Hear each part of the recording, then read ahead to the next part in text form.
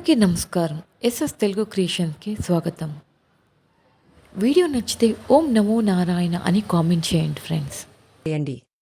2024 August 5వ తేదీ నుండి శ్రావణమాసం ప్రారంభమవుతుంది. శ్రావణమాసం మొత్తం స్త్రీలు పూజలు చేస్తూనే ఉంటారు. ఈ శ్రావణమాసం నెల రోజులు ఉదయం సాయంత్రం ప్రతి ఇల్లు అందమైన రంగురంగుల ముగ్గులతో, పచ్చటి మామిడి తోరణాలతో, భగవాన్ నామస్మరణతో, అమ్మవారి పూజలతో కళకళలాడిపోతూ ఉంటుంది. మనకు ఉన్న 12 మాసాల్లో 5వది అయినటువంటి శ్రావణమాసం ఎంతో పవిత్రత కలిగిన మాసం. ఈ మాసంలో పౌర్ణమి నాడు చంద్రుడు శ్రవణ నక్షత్రంలో సంచరించటం వలన ఈ మాసానికి శ్రావణమాసం అని పేరు వచ్చింది.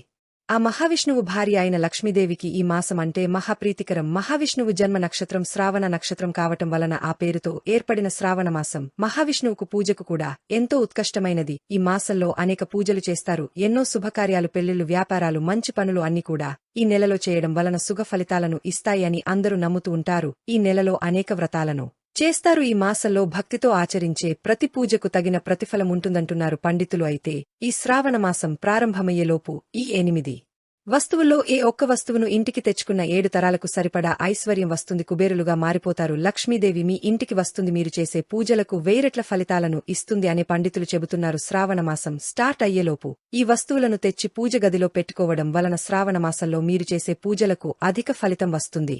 లక్ష్మీదేవి అనుగ్రహంతో మీ కష్టాలన్నీ కూడా తేలిపోతాయి. వద్దన్న ధనం వచ్చి పడుతుంది అని పండితులు చెబుతూ ఉన్నారు. మరి ఇంతకీ శ్రావణమాసం స్టార్ట్ అయ్యేలోపు ఇంటికి తెచ్చుకోవలసిన ఆ వస్తువులు ఏమిటో ఇప్పుడు మనం ఈ వీడియోలో వివరంగా తెలుసుకుందాం. శ్రావణమాసం అనేది విశిష్టమైన మాసంలో ఒకటి. ఈ మాసం శివ పూజకు విశిష్టమైనది. ముఖ్యంగా శివకేశవ భేదం లేకుండా పూజించడానికి విశేషమైనది. ఈ నెలలో చేసే ఏ చిన్న దైవ కార్యమైన కొన్ని వేల రెట్ల సుఖ ఫలితాలను ఇస్తుందని ప్రతిదీ శ్రావణ సోమవారాలు పగలంతా ఉపవాసముండి రాత్రి వేళల్లో స్వామివారికి రుద్రాభిషేకాలు, బిల్లు మార్చనలు చేస్తే పాపాలు కడతేరుతాయని శాస్త్రవచనం. అంతేకాకుండా అమ్మవారికి, ఆమెను పూజించేవారికంటే ఆ పరమేశ్వరుని పూజించేవారంటేనే ఎక్కువ మక్కువ అనే పెద్దలు చెబుతున్నారు. శ్రీ వెంకటేశ్వర స్వామిని పూజించటం సాంప్రదాయంగా వస్తున్నది. ప్రతి శ్రావణ శనివారం రోజున భక్తులు అఖండ దీపం వెలిగించి ఉపవాసముండి ఆ స్వామికి తమ భక్తుని తెలియజేస్తారు. అలాగే మంగళ గౌరి వ్రతం. ఈ వ్రతాన్ని గురించి నారదుడు సావిత్రికి, శ్రీకృష్ణుడు ద్రౌపదికి తెలిపినట్లు పురాణాలు చెబుతూ ఉన్నాయి. ఈ వ్రతాన్ని కొత్తగా పెళ్లైన వారు ఆచరించాలి. శ్రావణమాసంలో అన్ని మంగళవారాల్లో చేసే వ్రతమే మంగళ గౌరి వ్రతం. దీన్నే శ్రావణ మంగళవారం వ్రతమని, మంగళ గౌరి నోము అని వివిధ రకాలుగా పిలుస్తూ ఉంటారు. లక్ష్మీ వ్రతం గురించి ఎంతోమంది మహిళలు ఎదురుచూస్తూ ఉంటారు. ఈ వరలక్ష్మి వ్రతం చేస్తారు. ఒకవేళ అప్పుడు వీలుకాకుంటే తర్వాత వచ్చే శ్రావణ శుక్రవారంలో ఏదైనా ఒక వారం ఈ వ్రతం ఆచరించవచ్చు. పూజ మండపంలో నిండు కలశాన్ని ఏర్పాటు చేసుకుని దానికి వరలక్ష్మీదేవి ముఖాప్రతిమను అలంకరించి పూజ చేస్తారు. ముత్తైదువులను నిలిచి తాంబూలం ఇస్తారు. ఈ పూజ వలన సౌభాగ్యము, సంతోషము, ధన ధాన్యములతో వర్ధిల్లుతారు. ఈ వ్రతం గురించి స్వయంగా శివుడు పార్వతీదేవికి వివరించినట్లుగా పురాణాలు చెబుతూ ఉన్నాయి. తోపాటు నాగపంచమి, శ్రీకృష్ణ జన్మాష్టమి, మహిళలకు ఎంతో ప్రీతికరమైన రాఖీ పండుగలు ఈ శ్రావణమాసంలోనే వస్తాయి. అలా ఈ మాసం అంతా కూడా పచ్చటి తోరణాలతో, పసుపు కుంకుమలతో, పిండి వంటలతో ప్రతి ఇల్లు కలకలలాడుతూ ఉంటుంది. ఇన్ని విశిష్టతలు కలిగిన శ్రావణమాసం ప్రారంభమవుతుంది అనగానే మనలో ఒక తెలియని ఉల్లాసం మొదలవుతుంది. అయితే అదే ఉత్సాహంతో శ్రావణమాసం స్టార్ట్ అయ్యేలోపు 8 వస్తువుల్లో ఏదో ఒక వస్తువును ఇంటికి తెచ్చుకుంటే తరతరాలకు తరగని ఐశ్వర్యం వచ్చి కుబేరులుగా మారిపోతారని శాస్త్ర పండితులు చెబుతున్నారు. శ్రావణమాసంలోపు ఇంటికి తెచ్చుకోవలసిన వస్తువులలో మొట్టమొదటి వస్తువు నెమలి ఈకలు. ఈ నెమలికలను శ్రావణమాసంలోపు ఇంటికి తెచ్చుకుని పూజ గదిలో పెట్టుకుంటే మీ ఇంట్లో ఉన్న అశాంతి, నరఘోష, నరదృష్టి అన్నీ కూడా పోతాయి. లక్ష్మీదేవి మీ ఇంటికి వస్తుంది. శ్రీకృష్ణ పరమాత్మకు, వెంకటేశ్వర స్వామికి, సుబ్రహ్మణ్య స్వామికి, లక్ష్మీదేవికి నెమలికలు అంటే చాలా ఇష్టం. శ్రావణమాసం వచ్చేలోపు కనీసం 3 నెమలి ఈకలను అయినా సరే తెచ్చుకొని పూజ గదిలో పెట్టుకుంటే లక్ష్మీదేవి త్వరగా ప్రసన్నమవుతుంది. శ్రావణమాసంలో చేసే పూజలకు తొందరగా ఫలితం వస్తుంది కనుక శ్రావణమాసం స్టార్ట్ అయ్యేలోపు అందరూ ఖచ్చితంగా 3 నెమలి ఈకలను తెచ్చుకుని పూజ గదిలో పెట్టుకోండి. ఆ తర్వాత రెండవ వస్తువు ఏమిటంటే గోమాత విగ్రహం. శ్రావణమాసం మొదలయ్యేలోపు ఒక ఆవుదూడ ఉన్న చిన్న విగ్రహాన్ని ఎంటిక తెచ్చుకుని పూజ గదిలో పెట్టుకుంటే చాలా మంచిది. గోవు సకల దేవతా స్వరూపం. గోవులలో శ్రీ మహాలక్ష్మి దేవి ప్రతినిత్యము కొలువై ఉంటుంది. గోవు బొమ్మను పూజించటం వలన సకల శుభాలు కలుగుతాయి.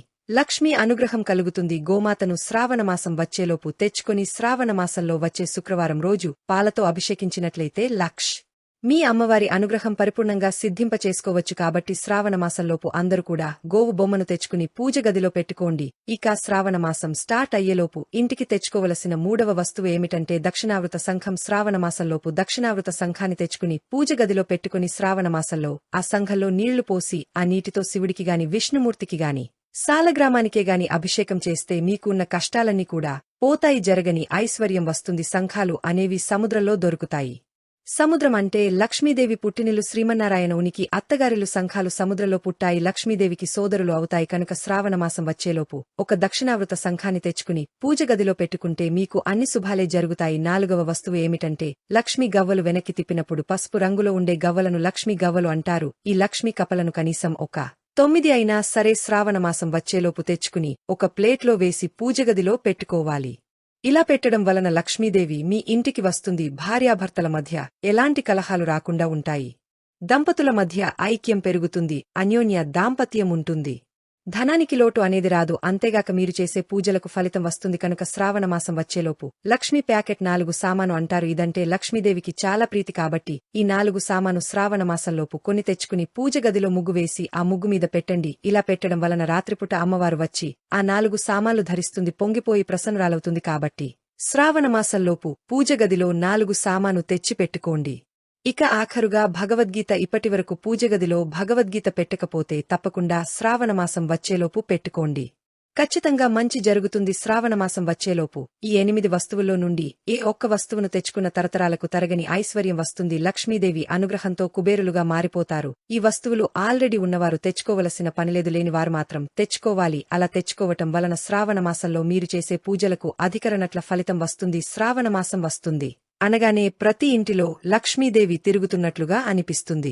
ఈ మాసంలో నెల రోజులు ఉదయం సాయంత్రం ప్రతిల్లు అందమైన ముగ్గులతో, పచ్చడి మామిడి తోరణాలతో, భగవాన్నామ స్మరణతో, అమ్మవారి పూజలతో కలకలలాడిపోతూ ఉంటుంది. అయితే ఈ శ్రావణమాసం వచ్చేలోపు పూజ గదిలో ఈ వస్తువులు ఉంటే తీసి బయటపడేయండి, లేదంటే ఇంటికి అరిష్టం. లక్ష్మీదేవి మీ ఇంటికి రాదు, ఎన్ని పూజలు చేసిన ఫలితం రాదు అని శాస్త్ర పండితులు చెబుతున్నారు. పూజగది అందరి ఇళ్లల్లో ఉంటుంది. మన శరీరంలో గుండె ఎంత ప్రధానమైనది, మన గృహంలో ఉండే పూజా మందిరం కూడా అంతే ప్రధానమైనది. అయితే పూజా మందిరంలో కొన్ని వస్తువులు పెట్టడం ద్వారా దేవుడు అనుగ్రహం అనేది మనకు కడగకుండా పోతుంది. అంటే కొన్నిసార్లు మనం ఎన్ని పూజలు చేసినా, ఎన్ని వ్రతాలు చేసినా, ఎన్ని నోములు నోచినా, ఎంత ఉపవాసం చేసి భగవంతుని భక్తితో ఆరాధించిన భగవంతుని అనుగ్రహం అనేది కలగదు. ఎంత దేవుణ్ణి ఆరాధించిన కోరికలు అనేది తీరవు. అలా జరగడానికి కారణం మనం చేసే చిన్న చిన్న తప్పులే. మనం చేసే చిన్న చిన్న తప్పుల వలన భగవంతుడు మన పూజా మందిరాన్ని విడిచి వెళ్లిపోతాడు. పూజ మందిరంలోని దేవత శక్తి అంతా కూడా పోతుంది అని శ్రావణమాసం వచ్చేలోపైన సరే ఈ వస్తువులను పూజ గదిలో నుండి తీసి బయటపడండి. అప్పుడే దేవత శక్తులు అనగా లక్ష్మీదేవి మీ ఇంటి పూజ గదిలోకి వస్తుంది.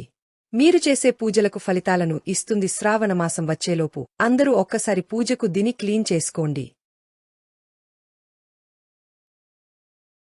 బూజులు ఏమీ లేకుండా దులపండి. అలాగే ఈ వస్తువులను కూడా శ్రావణమాసం వచ్చేలోపు పూజగది నుండి తప్పనిసరిగా తొలగించండి, లేదంటే మీ ఇంటికి అరిష్టం చుట్టుకుంటుంది. ఇంతకీ శ్రావణమాసం వచ్చేలోపు పూజగది నుండి తొలగించుకోవలసిన ఆ వస్తువులు ఏమిటో ఇప్పుడు మనం ఈ వీడియోలో వివరంగా తెలుసుకుందాం.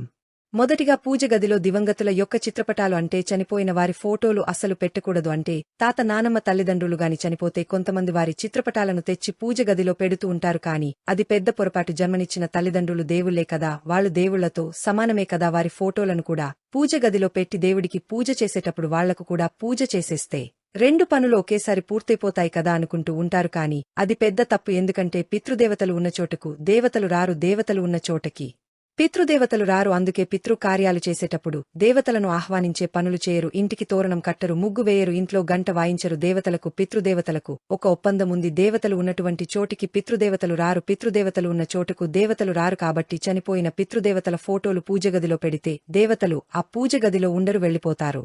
ఆ తర్వాత మనం ఎంతో పూజ చేసినా ప్రయోజనం ఉండదు. కాబట్టి పితృదేవతల ఫోటోలు పూజగదిలో ఉంటే శ్రావణమాసం వచ్చేలోపు తీసి ఇంకొక చోట పెట్టుకోండి, లేదంటే మీరు చేసే పూజలకు ఫలితాలు రావు. సామాన్లు అంటే కత్తి, సుత్తి, మేకులు లాంటివి పూజగదిలో పెట్టకూడదు. కొంతమంది కొబ్బరికాయ కొట్టడానికి, పీచు తీయడానికి సుత్తి, కత్తి లాంటివి పూజగదిలో పెడతారు. కాని అలా పెట్టకూడదు. ఎందుకంటే ఇనుము అనేది దరిద్ర దేవతకు ప్రతినిధి. దరిద్ర దేవతకి ఇనుప గజ్జల తల్లి అనే పేరు ఉంది. పూజగదిలో ఎప్పుడు కూడా ఇనుప వస్తువులను పెట్టకూడదు అని పెద్దలు చెప్తూ ఉన్నారు. ఇనుప మేకులతో కూడా ఫోటోలను గోడలకు తగిలించకూడదు. ఇనుప మేకులకు బదులు రాగి లేదా ఇత్తడి మేకులు వాడితే మంచిది. మీరు ఆల్రెడీ ఇనుప రేకులతో ఫోటోలు తగిలిస్తే ఆ ఫోటోలను తీయడానికి వీలు లేకపోతే ఆ మేకులకు కొంచెం పసుపు రాయండి. మేకుకు పసుపు పెట్టడం ద్వారా ఆ దోషం పోతుంది. ఎందుకంటే పసుపు అనేది లక్ష్మీదేవికి ఎంతో ఇష్టం. ఎక్కడ లక్ష్మి ఉంటుందో అక్కడ దరిద్ర దేవత ఉండదు. కనుక ఈ విషయాన్ని అందరూ కూడా గుర్తుపెట్టుకోండి. కాబట్టి శ్రావణమాసం వచ్చేలోపు పూజగదిలో ఇనుప మేకులు, ఇనుప వస్తువులు ఉంటే తొలగించేయండి లేదంటే లక్ష్మీదేవి రాదు. వీటి అంటే పగిలిన చీలిన ఫోటోలు, కొన్ని దేవతా పటాలు పగిలిపోయి చీలిపోయి ఫ్రేమ్లు పాడైపోయి ఉంటాయి. ఫోటో లోపల ఉండే దేవత ఫోటో కూడా మాసిపోయి మెరిసిపోయి ఉంటుంది. అటువంటి పాత చిత్రపటాలు మీ పూజ మందిరంలో ఉంటే శ్రావణమాసం వచ్చేలోపు వాటిని పూజ గది నుండి తొలగించండి. అంటే ఫ్రేమ్ లోపల ఉండే పేపర్ను తీసి నీళ్లల్లో కలిపేయండి. ఫ్రేమ్ని గాజు ముక్కలను డస్ట్ బిన్లో వేయవచ్చు. అంతేగాని ఫోటో మొత్తం తీసుకుని వెళ్లి అలా నీటిలో పడవేయకూడదు. ఇలా ఫోటో తొలగించిన తర్వాత సేమ్ అలాగే ఉండే ఇంకొక కొత్త ఫోటో తెచ్చిపెట్టుకోండి. నాలుగో వస్తువు ఏమిటంటే చిరిగిన వస్త్రాలు. చాలామంది దేవుడి ఫోటోలు తుడవడానికి పాత చిరిగిపోయిన పంచలు, టవలు పూజ గదిలో పెట్టివాడుతూ ఉంటారు. కానీ ఎట్టి పరిస్థితుల్లోనూ కూడా చిరిగిపోయిన వస్త్రాలను పూజ గదిలో పెట్టకూడదు. చిరిగిన వస్త్రం ఎక్కడ ఉంటుందో అక్కడ లక్ష్మీదేవి ఉండదు. చిరిగిన వస్త్రాలు పెట్టిన పూజ గదిలో లక్ష్మీదేవి ఉండదు, విడిచిపెట్టి వెళ్లిపోతుంది. మరి పూజ గదిని ఎలా శుభ్రం చేయాలంటే మనకు న్యాప్కిన్లు దొరుకుతాయి కదా, ఆ నాప్కిన్లు కొని తెచ్చుకుని పూజ గదిలో పెట్టి వాటితో ఫోటోలు శుభ్రం చేసుకుంటే సరిపోతుంది. తిరిగిన వస్త్రాలు పూజ గదిలో ఉంటే ఖచ్చితంగా శ్రావణమాసం వచ్చేలోపు వాటిని తొలగించండి. అలాగే ఒకే రకమైన దేవత మూర్తులను, రెండు మూర్తులను పూజ గదిలో పెట్టకూడదు. అంటే పూజ గదిలో ఒక గణపతి విగ్రహం ఉందనుకోండి, అదే రకంగా ఉన్న గణపతి విగ్రహాన్ని ఇంకొకటి పెట్టకూడదు. ఒక అమ్మవారి ఫోటో ఉండగా మళ్లీ అలాంటి ఫోటో తెచ్చి పెట్టకూడదు. ఇలా ఒకే రకమైన రెండు దేవత మూర్తులు ఉన్న ఒకే రకమైన రెండు పటాలు ఉన్నా కూడా ప్రమాదమే కనుక ఒకటి కంటే ఎక్కువ ఫోటోలు ఉంటే శ్రావణమాసం వచ్చేలోపు తీసేయండి. పుస్తకాలను కూడా పూజా మందిరంలో పెట్టుకోకూడదు. అంటే పేపర్లు చిరిగినవి, బట్టలు చిరిగినవి, మంత్రాలు చిరిగిపోయిన పుస్తకాలు పూజ గదిలో ఉండకూడదు అని పెద్దలు ఏనాడో చెప్పారు. మీ పూజ గదిలో ఉంటే శ్రావణమాసం వచ్చేలోపు వాటిని తొలగించేయండి. వస్తువులు, నల్లని వస్త్రములు కూడా పూజ గదిలో పెట్టుకోకూడదు. వీటితో పాటు వాడిపోయిన పూలు కూడా పూజా మందిరంలో ఉండకూడదు. మాడిపోయిన మిగిలిపోయి వత్తులు కూడా పూజ గదిలో ఉండకూడదు. వాడిన పుష్పాలు అంటే ఈ రోజు పూలతో పూజ చేస్తే మరుసటి రోజు ఆ పూలు తీసేయాలి. దీపారాధనలో సగం సగం ఖాళీ మిగిలిపోయిన వత్తులను తీసేసేయాలి. అలాంటివి పూజ గదిలో ఉంటే శ్రావణమాసం స్టార్ట్ అయ్యేలోపు తీసేయండి. తీసేసి వీటన్నిటిని కూడా ఒక కవర్లో వేసి నీటిలో పడేయాలి. ఇలా శ్రావణమాసం వచ్చేలోపు ఈ వస్తువులను పూజగది నుండి తొలగించేస్తేనే లక్ష్మీదేవి మీ పూజగదిలోకి వస్తుంది.